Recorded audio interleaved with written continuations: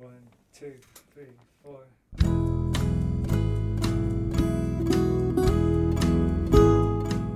Hello, you're listening to the SKYLIT Books podcast series.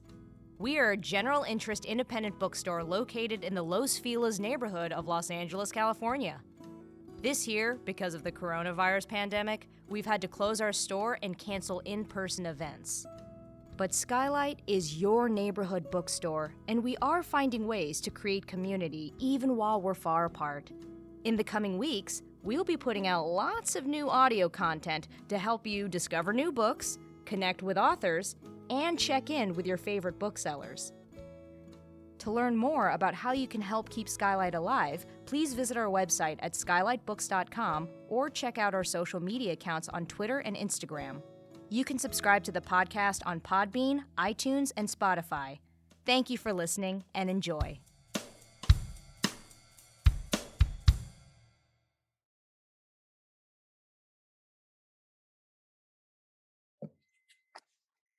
Hello, lovely listeners, and welcome to SKYLIT. This is the SKYLIT Books podcast, and I'm your host, Natalie Freeman.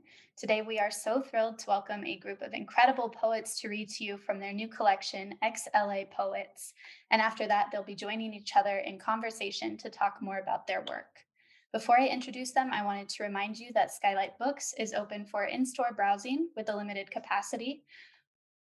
We are open from 11 to 7 on weekdays and 10 to 8 on weekends. Masks and social distancing are required, and we ask that you continue to be kind and respectful to our booksellers and your fellow shoppers when you visit. We are also offering online ordering through our beautifully newly designed website, which you can find at www.skylitbooks.com. I'm going to be introducing each poet individually before they read you a little something, and we are going to start with Rachel. Rachel Kahn is a devotional poet and ceremonialist. Her books include You Sparkle Inside, A Prayer on Behalf of the Broken Heart, and the mixed genre 10 for Everything. Her poetry and fiction appear in journals including Hevria, Eclipse, Permafrost, Co-Review, Sou'wester, GW Review, Quiddity, and Lalitamba. You can find her work on the anthologies of Poets Haggadah, Word Warriors from Seal Press, His Rib from Penmanship Press, and Knocking at the Door from Birch Bench Press. Welcome, Rachel. Thank you so much for having us, Natalie. So I was wondering, have you ever heard of murmuration? Listen, it's breathtaking, but you should Google it later. It's basically bird flocking quantified to the awesome power. It's starlings communing through flying and swirling like one transcendent entity. They move in a fluid choreographic flux on the constant edge of next shift, next shift, next shift, and each of these shifts is called a critical transition. A murmuration of thousands of starlings tuned into each other's movement through the phenomenon of scale-free correlation, following neighboring velocities, each bird affecting the next 7 birds nearest to them, and then the next 7, and then the next 7. Look, even Charles Darwin said survival of the fittest was a misapprehension of his findings. Even he believed in the holistic, was awed by the elaborate and elegant interdependence of nature.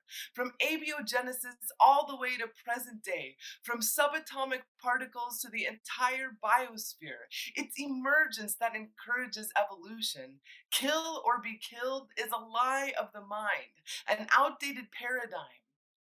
I'm talking directly to the tiny little you who lives inside of you, reminding you of all the truth you once knew you knew implicitly, returning you to your previous innocence, restoring your clarity, because kindness is your true nature. And I promise anything beyond that has been inculcated. Not just that. As a matter of fact, kindness is actually a radical act in this hard scrabble and roughshod crapshoot sneak attack of a life spilling with inner demons and double dealings. All of this neglect and emotional starvation based on pattern repetition so ancient it's tread raw and bloody crop circles upon your throbbing heart.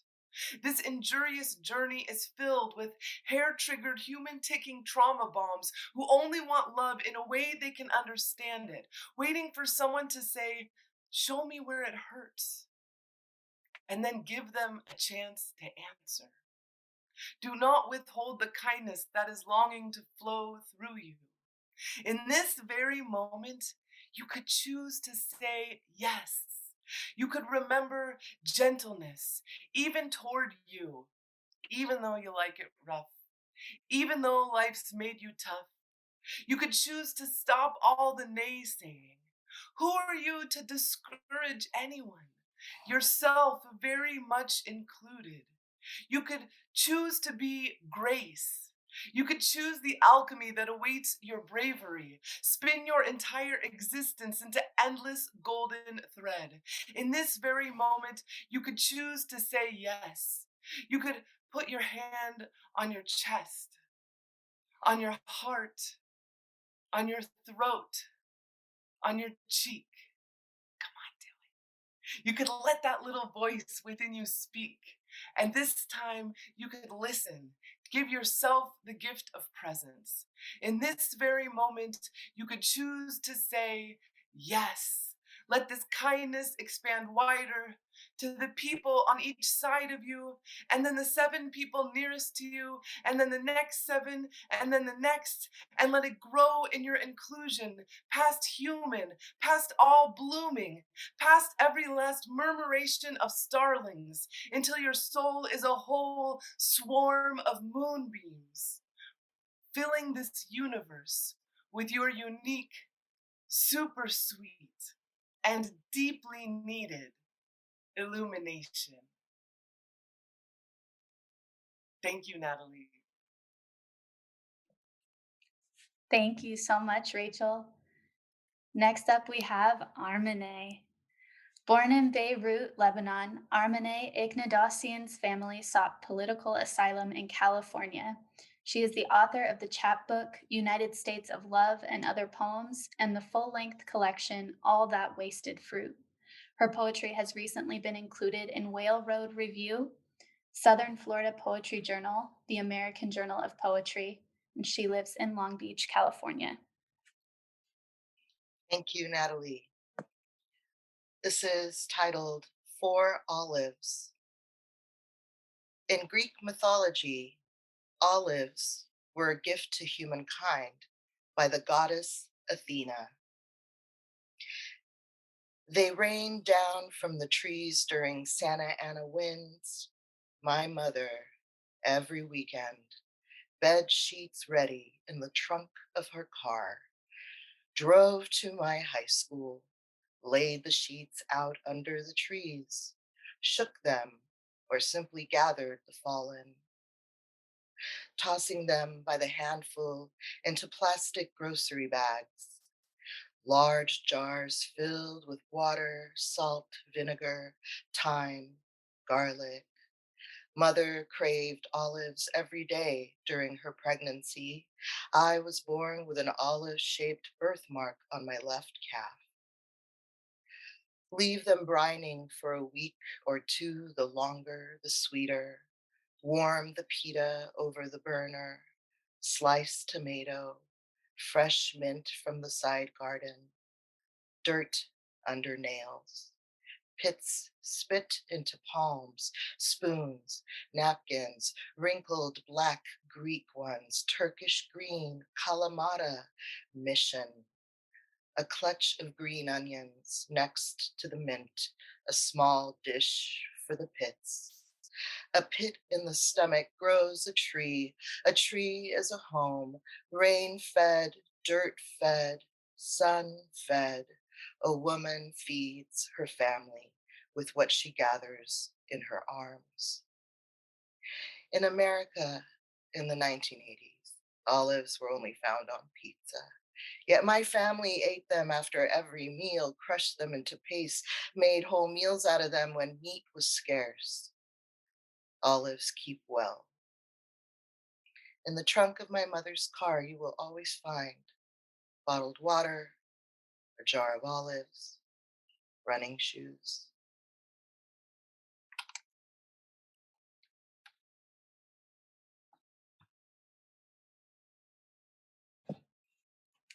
Thank you, Armene.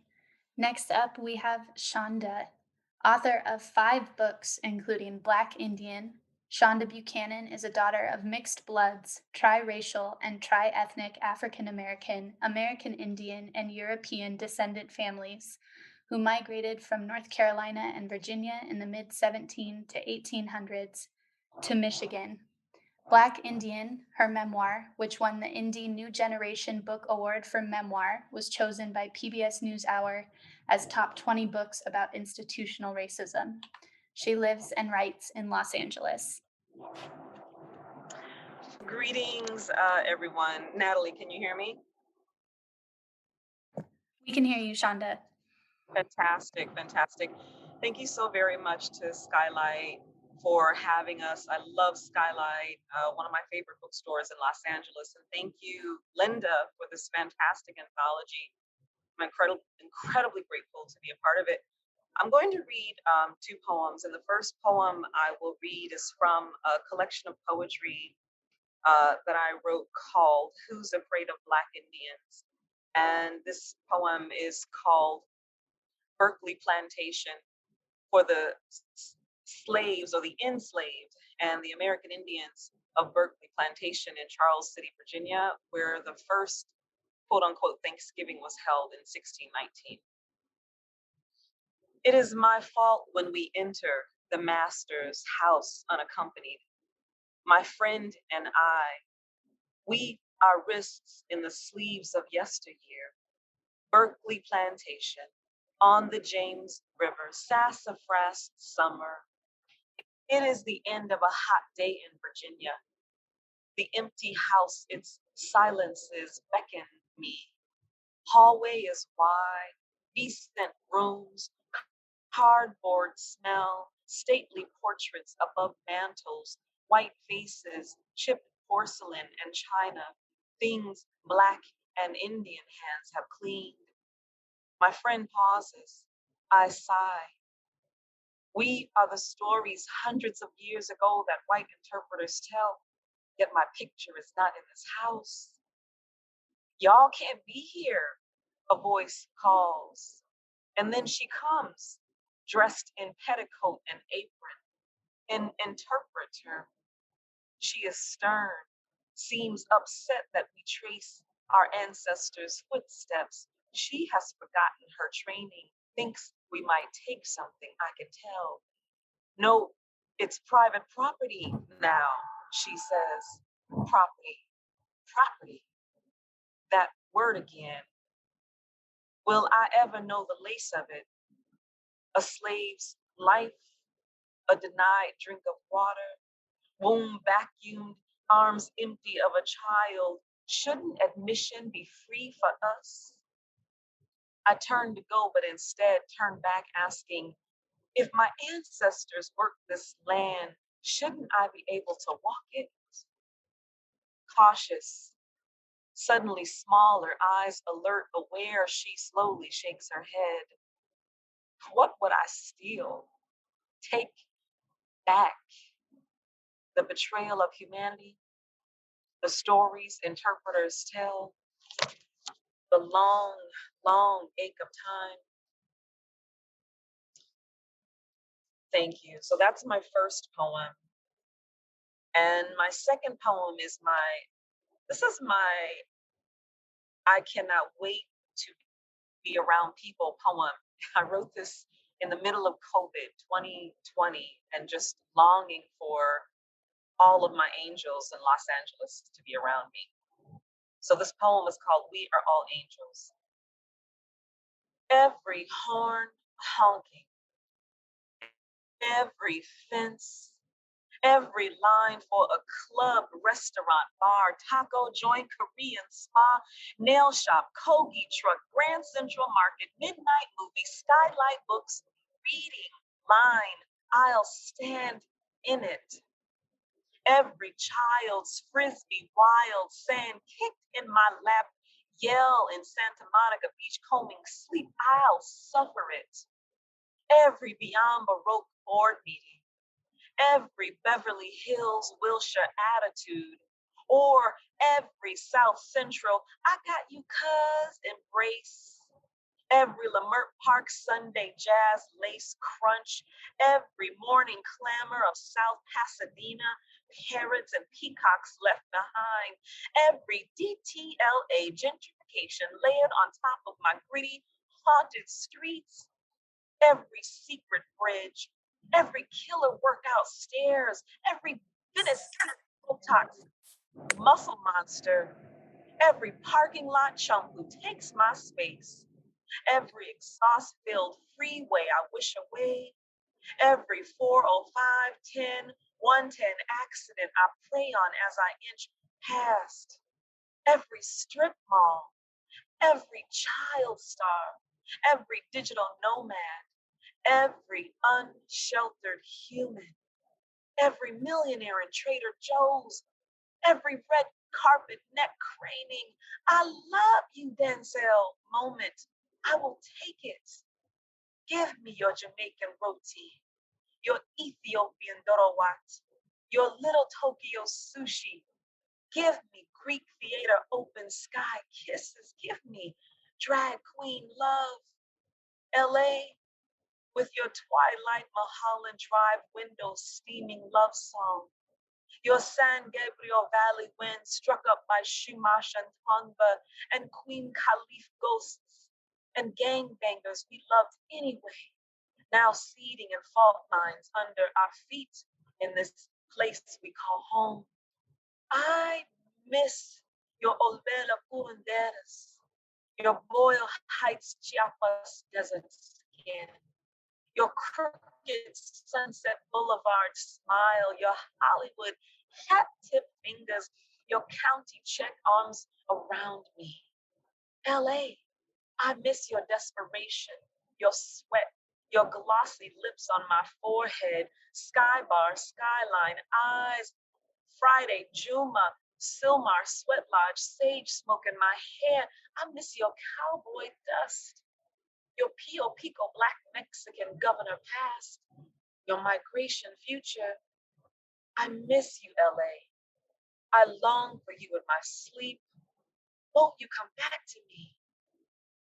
I'm still single in this beautiful, mad, iguana quiet, saddle blanket, earth trimmering night.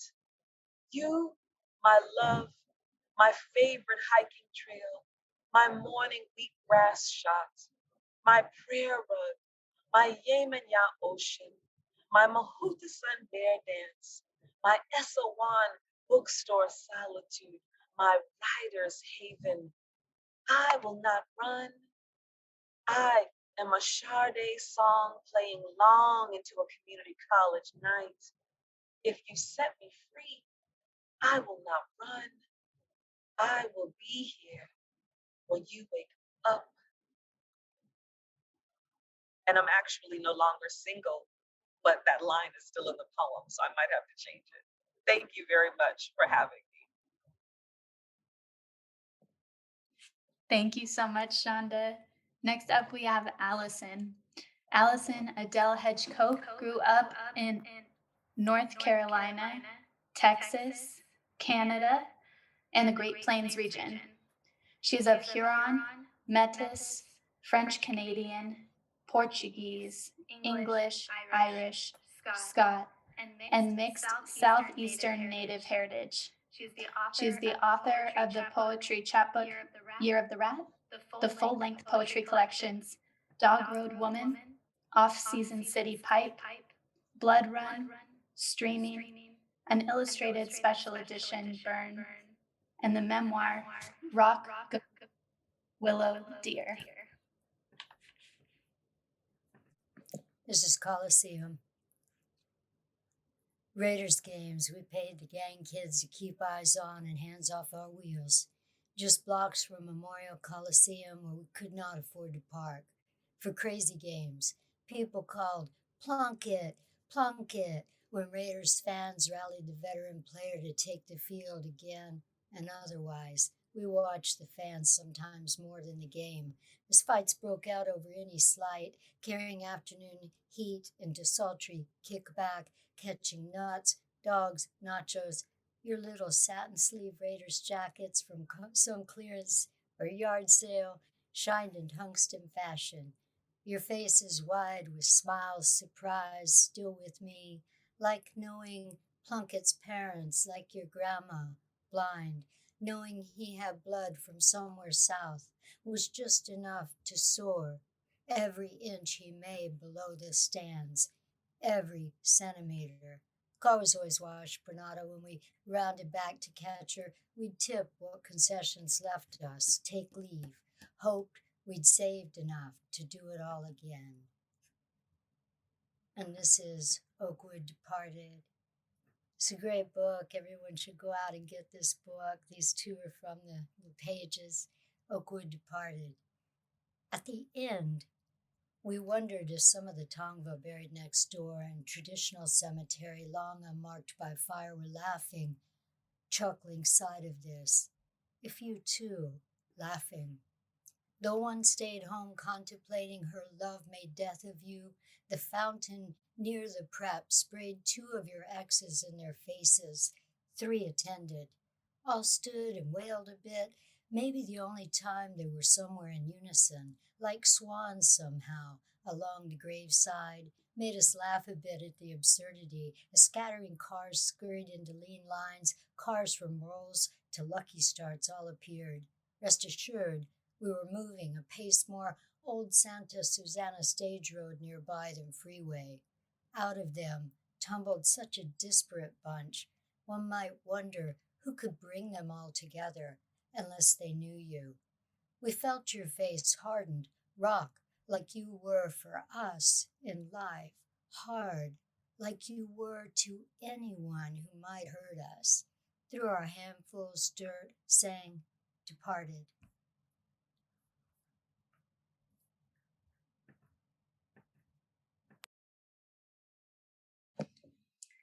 Thank you, Allison. Next up, we have Chelsea. Chelsea Rector is a poet living and working in Los Angeles, California. Her work has appeared in the Los Angeles Press and in publication with Rebel Hands Press. Her manifesto, On Being Mean, will be published by RHP in spring 2021. For poems, you can visit crimpingiron.tumblr.com. She's the co-founder of Psycho Street Theater Company, an experimental text and performance project with artist Jeremy Kennedy. The company released episodes 1 through 3 of the radio play Be Glitched in 2020.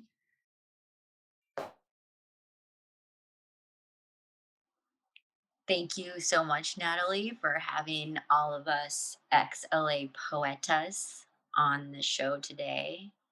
I'm a 100% fan of Skylight. Long live Skylight. Want to give a shout out to Frida, my girl Frida. You know who you are. And also just an update on Be Glitched, our radio play. It is now complete. The first season is complete and available on our YouTube and Bandcamp. So don't hesitate to reach out to me on social media or wherever if you want to access that. I'm going to read a piece that's in ex-LA Poets, the anthology in question today. And this is called Untitled. List number of dead of the heart, cutthroat. And gird in numbers, as I say it is, like round. A little nest, a psychic sex, expression alone is dangerous. The door is a father who said things, is a mother who said things, is a metaphor for unabated joy. The heart, honestly. At the end of the day, everything that begins as comedy ends as comedy. The next piece I'll read is not in the anthology, but it's got Los Angeles all up in it. And it is called I Left My White Cup in Your Car, a sonnet for my friend. The only time I have ever fainted is with you. One, going upstairs in Glendale, little blue pearl in the trees, the tiny home I collapsed in, and now you have the balcony, off of which I have barfed. as the sun does on desert days. We live in the heat wave's eye. Our hearts always aflame, all asphalt and angels and shook up people, scraped knee, blood packed.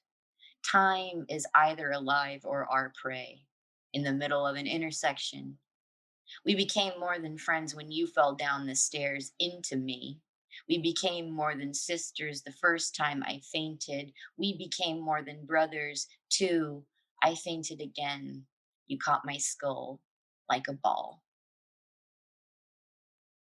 Thank you so much. Thank you, Chelsea. And next up, we have Teresa, Poet Laureate, Editor-in-Chief Emerita of Altadena, California from 2018 to 2020. Teresa Maichuk is the author of 3 full-length collections of poetry, Red Thread, Keeper of the Winds, and Invisible Light. She was born in Saigon, Vietnam, and immigrated to the US under political asylum with her mother and brother shortly after the Vietnam War, while her father remained in a Viet Cong re-education prison camp for 9 years. Since the age of 2, Teresa grew up in the Tongva village of Cajamonga, Pasadena, California, where she still lives and loves. Hi everyone. I'm glad I could join you all, even briefly. I'm in my classroom, so I have some students that are in the classroom right now. One of them is working with his RSP teacher, and I have a full class on my other computer right here. They're working on something independently right now, and I told them that I'll read the poem to them after. So because I realize I can't have 2 mics on at the same time because we'll get that feedback. Okay, so I'll try my best. I'm wearing a mask because there are students in the classroom.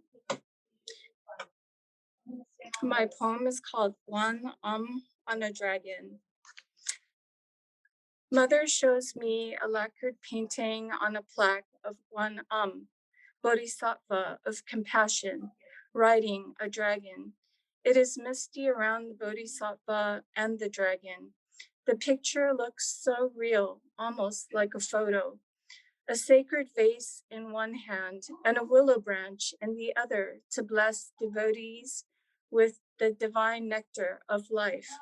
Mother says that she and other boat refugees saw Guan as we were fleeing Vietnam after the war in a freight boat with 2,450 refugees. When she looked up towards heaven in the clouds, she saw the bodhisattva in her white flowing robe riding a dragon.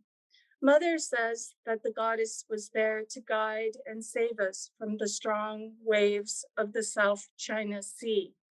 I should know better than to believe her, though she swears it's true. I ask again, and she nods, says, really, I saw one in the clouds as we were escaping. I should know better than to believe her, but a part of me wants to believe in a bodhisattva, in compassion riding on a mythical creature, to believe that somehow something more than just our mere human selves wanted us to live. Thank you. So glad I could join you all.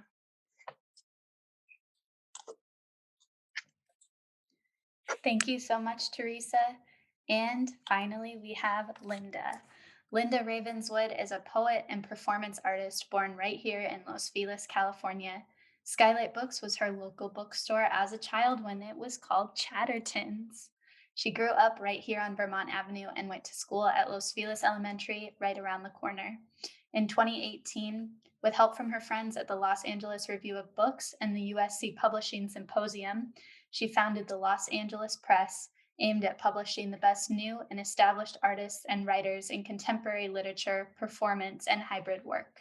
A collection of poetry, Rock Waves Slow Drags, will be published 2021 by Eyewear London. A 2-volume poetry collection, The Stand Poems Indictments and The Stand Poems Amendments, is forthcoming from Pedestrian Press in 2021. And just this week, the full collection, A Poem is a House, was offered publication by Hatchlings Press in 2022. What's up with that? Thank you so much, Natalie. And thank you forever to Skylight Books. Skylight Books, who brought me so many amazing plays and poems and children's books through the years and fantastic events.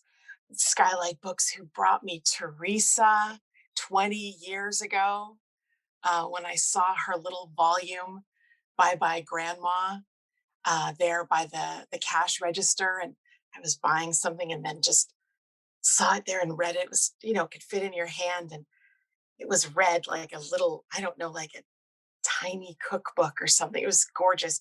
And I read through it and thought, who is this genius, this great genius? And I looked for Teresa for years and couldn't find her. And then finally, maybe 12 years ago, I found Teresa. And now here we are today reading together and making poetry together and talking about our grandparents and Los Angeles and what it means to be a woman writer here in this strange Pueblo, strange and beautiful Pueblo. So thank you all so much for this very generous, expansive space. I'm going to read a poem called Venice, 1982. Of course, it's about my grandmother, who lived at 2030 North Vermont from 1961 until she passed away. And that's just a hop, skip, and a jump from Skylight. So from core to core. Venice, 1982. My grandmother had a key to an apartment in Venice, California in the 1980s. In her 70s, she would go under cool breezes to meet a guy that she knew from the swap meet, a 1940s girl still on active duty in the 80s. All her victory curls and dippity-doo, the clean ocean liners of her arms. Her teeth had fallen out in Portland, Oregon. Grandmother's grandmother gave her a $1 coin for the dentist off Marguerite, one by one, year by year, the long streetcar ride to the Pliers. 1919, 1922, so many extractions. When her mother's sister would come in after a date, she'd nudge my grandmother awake. Dot, here's a sweetie. And my grandmother would wake lightly to nest a chocolate in her mouth and go back to sleep. All night long in Portland, Oregon, she swelled that blossom to the end. 100 years ago, my grandmother lost her hearing in Portland, Oregon, a cold winter. If she was driving and her window was down, you'd have to speak up because her left ear was the good one. And in the car, all she heard was the wind. 100 years ago, my grandmother's feet moved in sandals up and down Vermont. All along her yellow poplars, she pressed down her accelerator and she would drive and drive. How to construct an image of a person long gone, not so long, snowdrift in relation to planet. For whom do we build these images? Some answers resound. It is for us, ourselves, on the wind who is our brother in the cold black night. The stillness of white sheets, these are for whom the poem belongs, to the sweat and the breath. A poem belongs to the struggle. Portland, Oregon, 1923. My grandmother's grandmother builds a coat for her with the formality of 19th century hands, the dignity of a plumber's granddaughter in the early 1920s. Portland, Oregon. The coat held military Baroque people who came across waters. Green Bay, Wisconsin, memory of farmland and white flowers in sepia, a dog on a high wooden porch, a dog in a field under a house, faces of children, of boys in hats around old farm equipment, some tractor in sunlight. All these things were built into this coat and more. Even at 10 years old, my grandmother recognized the pattern, inhabited it. But what part of it did she remember or forget as she walked from school? Was it her lungs, her teeth? Was it raining? Was it spring? Was it her ear? She took a corner of the coat and folded it in her hands, a leak being prepared for wax paper, preparing to go under. She placed it through the eye of the chain link, a holy host. She pushed a breath in the vaulted mouth. Some yellow goats received the weft back to their family, their brains. They chewed its scutch corners of grandmother's coat in an ominous Mobius strip of lamb's wool. When my grandmother came in, her grands saw the coat hanging in shreds. Dot, your coat. My grandmother told her, Grandma, the goats were hungry and I had to feed them. 95 years later, I read about a goat's head, not immobilized, but severed and hanging in trees. It was then I knew poetry is genetic.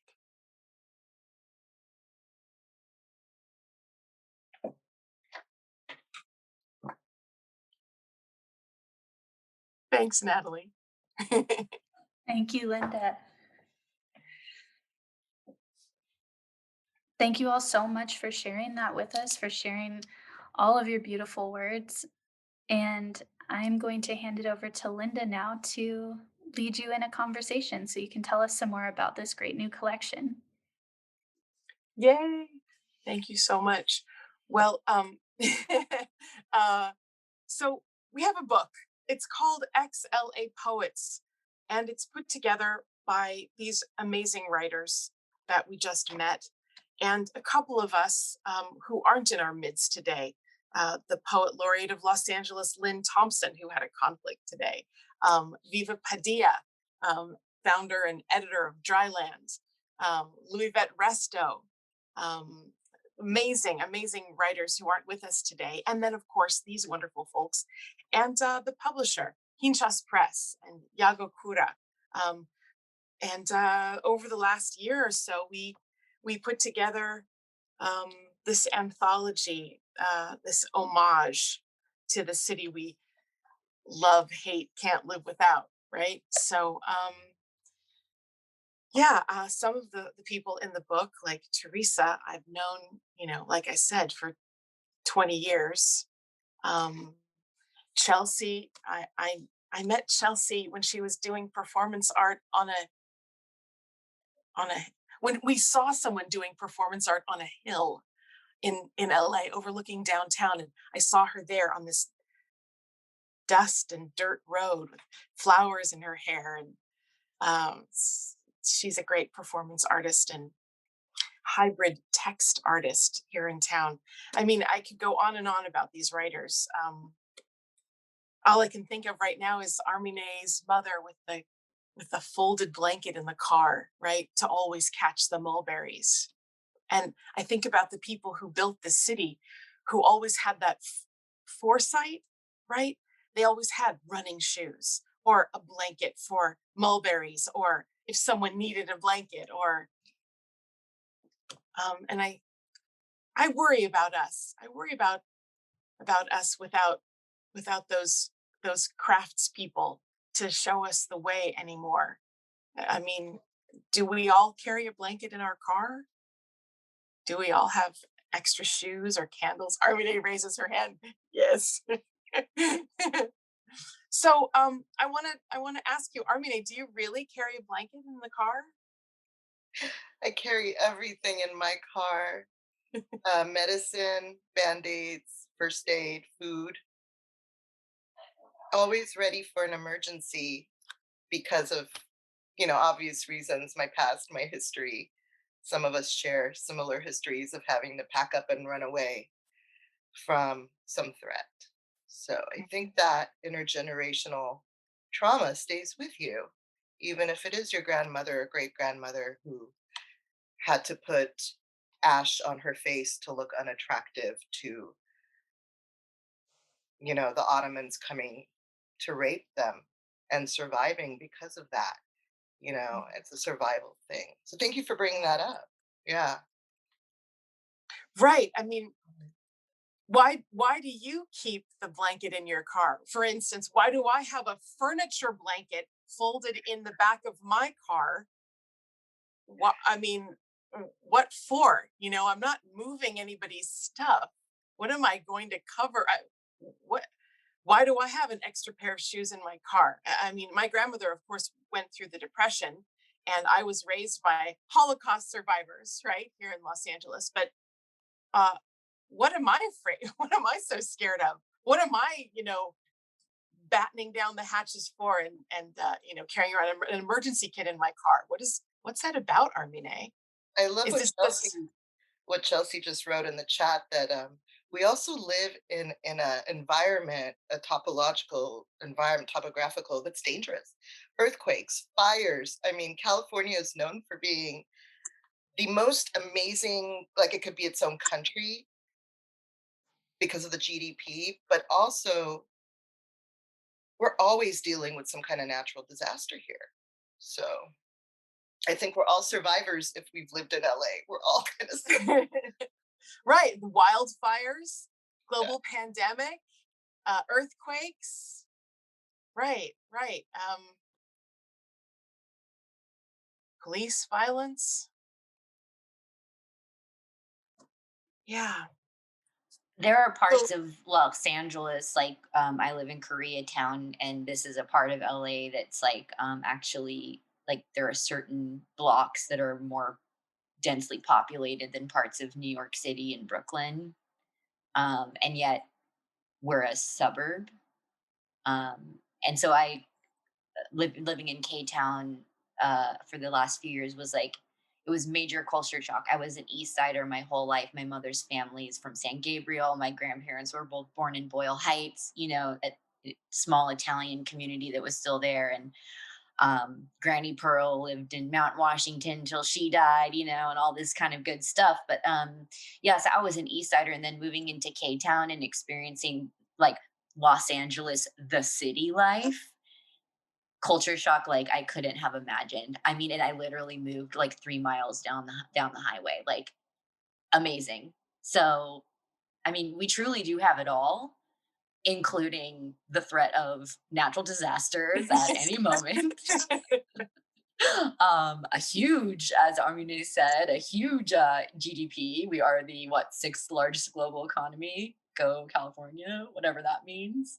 But yeah, I think like, you know, it was wild out here when it was getting developed, and it's wild out here now. And there's a prepper spirit in all of us.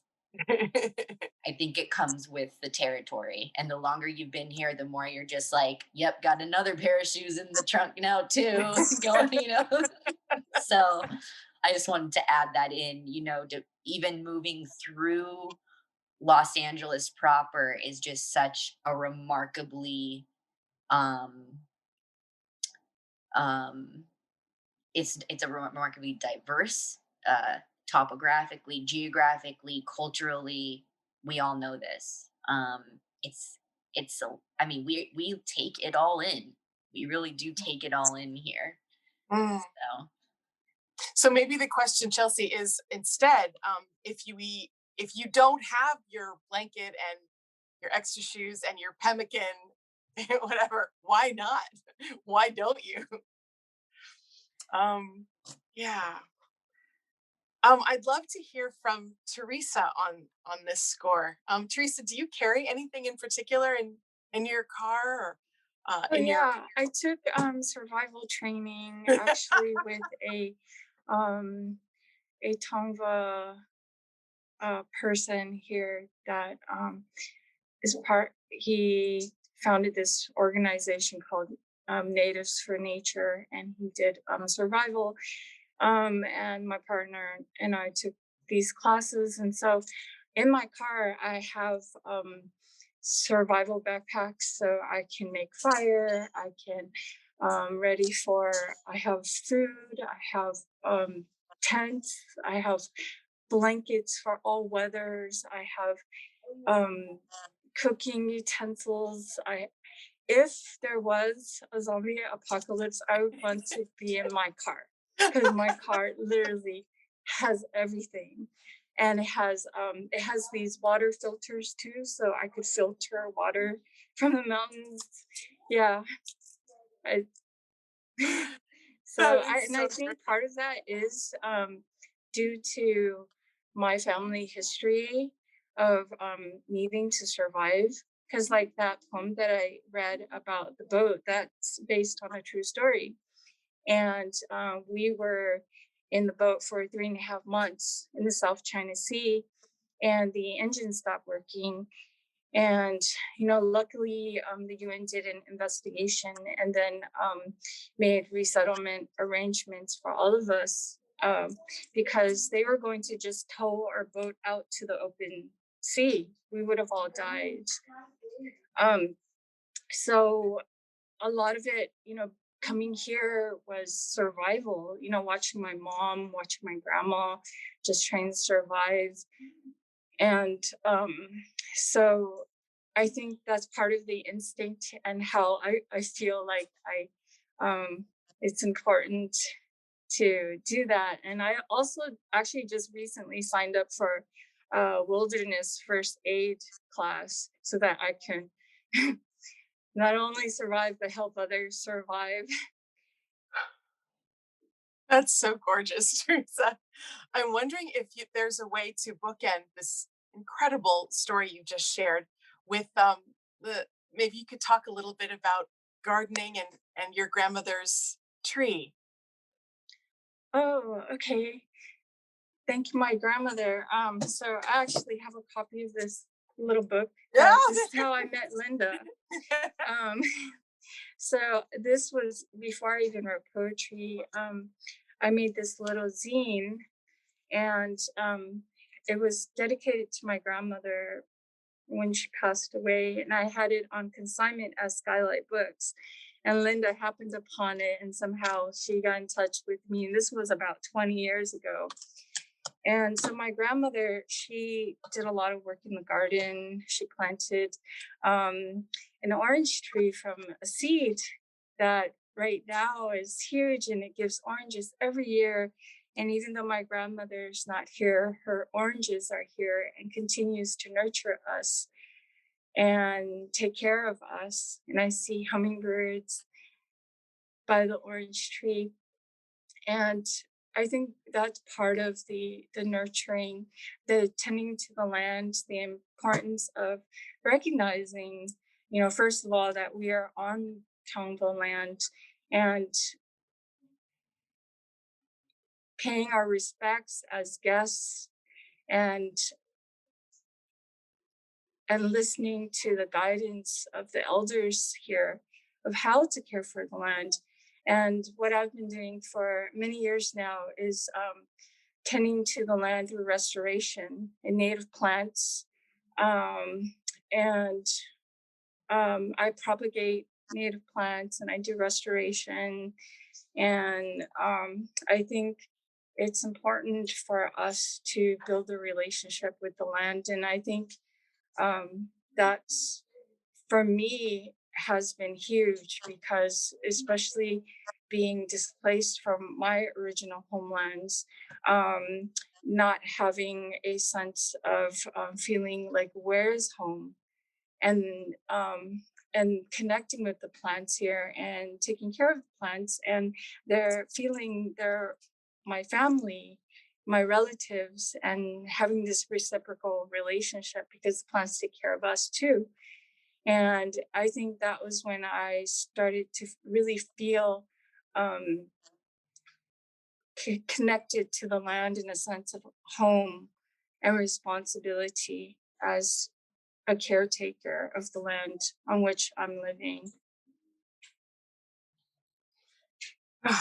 Thank you so much for grounding us always in that incredible way that you do, Teresa. Thank you so much. I'm wondering, Rachel, can you jump into this conversation? I always say that you're my rabbi, but I mean, can you talk about a little bit about what it means to be a Kohenet? Sure. I just wanted to share that I see Shonda raising her hand, so I think she might have wanted to Oh, say something about that, and then I can talk after. How does that oh, sound? thank you. Thank you. I didn't see that. Thank you Yeah. so much. Well, Yeah. thank you, Rachel. Thank you so much. I was gonna just continue on, but I think, like Teresa, my heritage, my history in this country is migration history. Having been a child of, enslaved peoples, and that's middle class migration, and then also, the people on that side of the family. So, like, intrinsically in the back of my mind, I have packed my car and my life, and I'm able to pack my home within 5 hours with a sense of something might happen. So let's just be prepared. So I do have a sleeping bag and tent, and I have a porta potty. I've got hammers and scissors and like things to build stuff in my car. So yeah, so I think just along those lines, Teresa, I really appreciate what you said. And then Allison, I see what you have, that survival backpack. I do think it is a sense of that for me at least, that of color heritage and inheritance in this country. And then, of course, in the modern terms, living in Los Angeles, you do have to be prepared for anything because we are a country on fault line, or rather a state. We're living on fault lines. Like I said in my poem, we are all angels. The fault lines beneath our feet. And so I think that one of the beautiful things about being an Angelino, I'm a transplant, but being an Angelino is you live with the beauty, but you also live with a sense of impending possible danger. So, yeah, and I wouldn't live anyplace else in the world. Thanks, Rachel.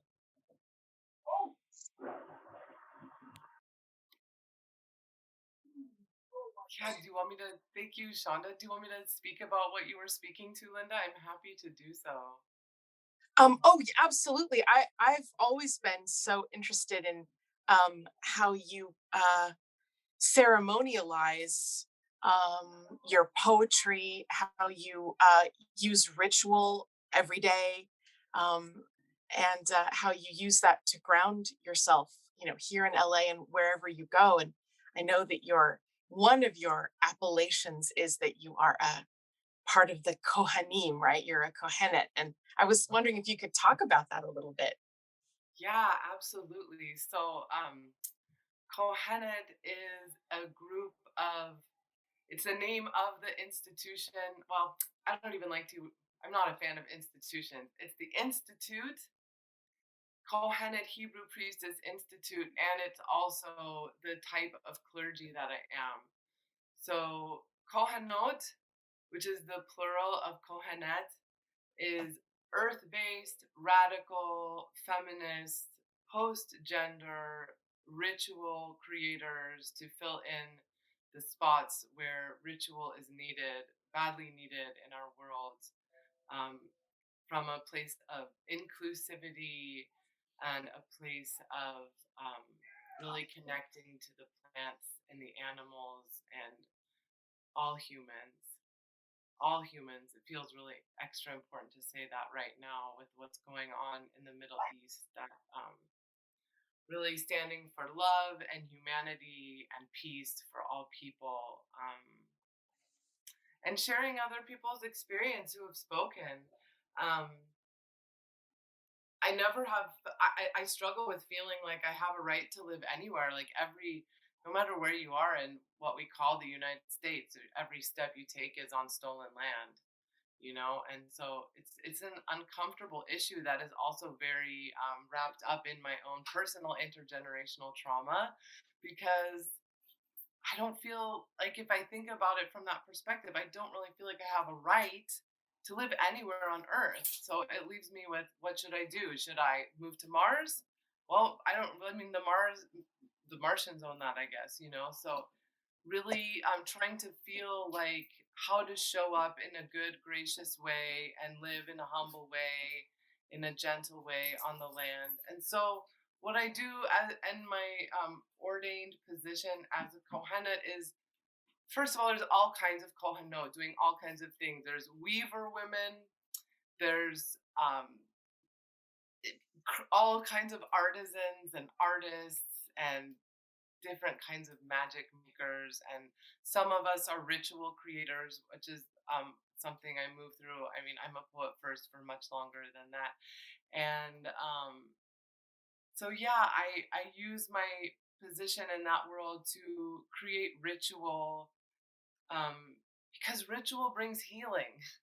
It doesn't matter what we believe, like, we need ritual. And you can feel it right now after being in the pandemic, of like, how much we need to go to music concerts, for example, and like that being one of the collective rituals. Like, a bunch of kids at a metal show is as much of a ritual as any Catholic high holy ritual. And so at this point, a lot of it is creating ritual on Zoom. Like, yesterday, I did a new moon circle, and in the Jewish tradition, new moon circles, it's called Rosh Chodesh, which literally translates to head of the month, the start of the month. We're on a lunar calendar as opposed to a solar calendar, which many traditions, and there's a lot of interesting things. I encourage people to learn about what a solar calendar does, how it buries the sacred feminine, and how it takes us out of rotation with nature. It's pretty interesting. A lot of lineages work with a lunar calendar, not just Judaism. And so, like, a Rosh Chodesh circle is traditionally a women's circle, which is a beautiful thing. Like, they've been traditionally left out of a lot of ritual. But I feel like at this point, like, even having these sort of gender demarcations, anything that's exclusive, I'm much more interested in being like post-gender, like anyone on the gender spectrum, anyone on the belief spectrum, anyone on the ethnic spectrum, religious spectrum, identity spectrum. Come, let's be together. So, like, my new moon circle, and you're all invited. It happens every new moon. Next one is the month of Tammuz coming up. It's me and an Orthodox woman who's a Chabad Orthodox woman who's a wild mystic, and then a super progressive Israeli American artist who could, like, let all religion just go, forget it all. And she does video, and the Orthodox Chabadnik is a world-class cellist.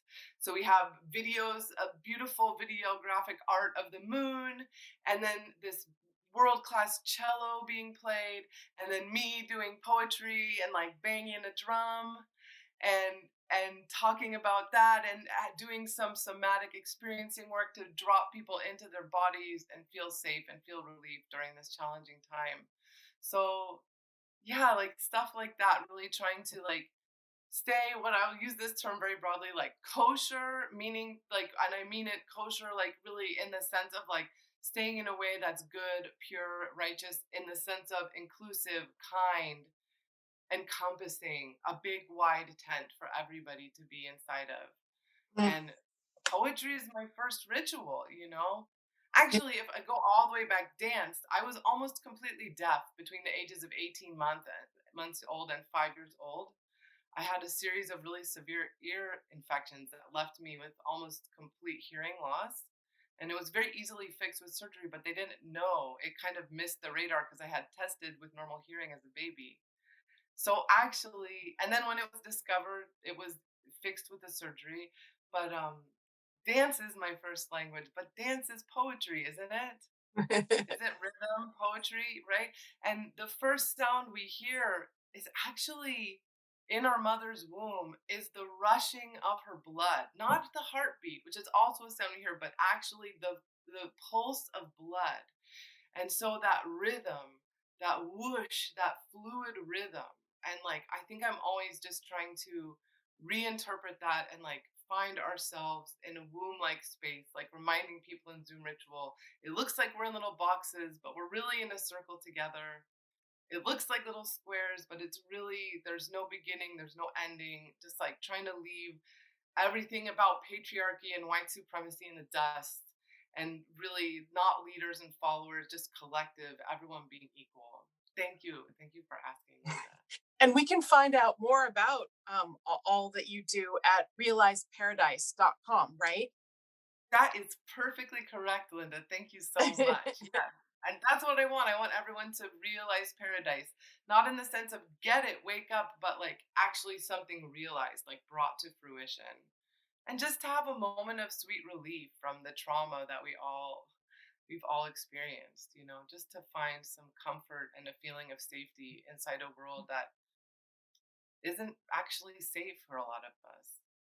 But to know that our core, like that little pilot light inside us, is actually safe and is beyond this earthly plane. Thank you so much, Rachel, for your wisdom today and always. It's funny, I also met you on the top of a grassy hill overlooking downtown Los Angeles. You did. Yeah, It was so beautiful. All these proofs that if you go outside in Los Angeles, you can meet your people, you can meet your tribe, and you can make a book like XLA Poets, available at SKYLIT Books. Yes, I have goosebumps right now from the top of my head to my toes when you said that. It's so. It was when I met you. It was friend love at first sight. We call it in Judaism bashert, a soulmate feeling of connection and love, and it really was. Yeah. Yeah, absolutely. I second that. It's bashert. All right. So it looks like we have time for one more question on this fabulous SKYLIT podcast. And I wonder if we could inveigle Shonda back into the conversation.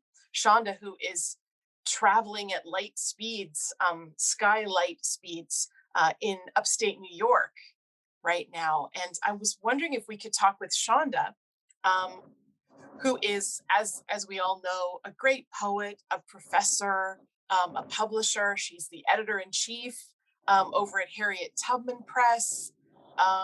And I'm wondering if maybe we can hear from Shonda about publishing through this pandemic. Have you been publishing anything here in Los Angeles, Shonda? So for the press, Harriet Tubman Press, we haven't published anything. For myself personally, I've been doing a lot of online work, and I was a finalist for the Mississippi Review Poetry Contest. So that's published this summer. But in terms of publishing for my press, we haven't published anything from Harriet Tubman Press. Everything is on a bit of a standstill, and we're regrouping right now. Right. Yeah, that's the short answer. Can you tell us what you're doing there in New York? Yeah, so I was basically working in New York. I decided that COVID afforded me the sense of mobility where I could take my writing and my teaching to Brooklyn to be with my daughter. So I wanted to hang out with my daughter and my grandson and just spend some time with them and my son-in-law. So I was very grateful to do that. And then I was able to get back to work on one of my projects, which is turning my memoir, Black Indian, into a screenplay.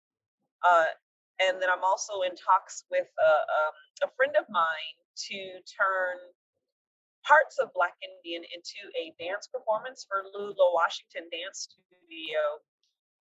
Because the sense of what it means to be African American and American Indian in Indian country, in America, there's such a intersection in our stories and our experiences separately in the sense of dislocation and relocation. And then at the same time, when we come together as family, as allies, as people, tribes or nations who saved or who helped with rebellions, or who stole Africans from plantations because they saw how miserable they were. I mean, there were so many moments of intersection, and then shared culture, and I almost created a word, culturality. So yeah, so those are the things that I've kind of been working on, is like how to advance the discussion of intersectionality and triraciality, bi and triraciality, with regards to resistance and survival and persistence, through different mediums, and not just as the memoir and then the book of poetry, but then also the movie and then the dance performance. So we'll see how that goes. Well, thank you so much for calling in today from the wilds of Upper New York. Yes. And we can't wait for you to come back home to Los Angeles to keep making up new words and new visions. So thank you so much, Shonda, and Rachel and Allison and Teresa. Chelsea, are you coming to us from the Music Center right now in the middle of downtown? No, I'm not at the Dorothy Chandler today, but by God, I'll be back there soon. And you can find me there most likely. But I'm coming at you from the El Salvadorian corridor here, baby. Nice. Yeah. Well, thanks to all the XLA poets, to Yago Kura, our publisher, and Hinchas Press. You can find XLA poets at www.hinchas, press.com, or you can find it in all 75 Los Angeles public libraries. And you can also find it at SKYLIT Books, our hearth and home. So thanks a million to you, Natalie. Thank you so much, SKYLIT and SKYLIT Books. Thank you so much, Linda. And again, I wanted to thank Rachel, Teresa, Armine, Shonda, Allison, Chelsea, and Viva and Lynn, who weren't with us today, but were definitely with us in spirit. Thank you all so much for joining us and for reading for us today. As Linda mentioned, you can order your very own copy of the XLA Poets collection at www.skylitbooks.com. Thanks for listening, and we hope to see you in store soon. Thank you for listening to the SKYLIT Books podcast series. Please don't forget to visit our website at skylitbooks.com and make sure to follow us on Twitter and Instagram. Also, don't forget to subscribe to this podcast for more author talks and bookseller conversations. You can find us on Podbean, iTunes, and Spotify. Stay safe and healthy, and we hope to see you back in our store soon.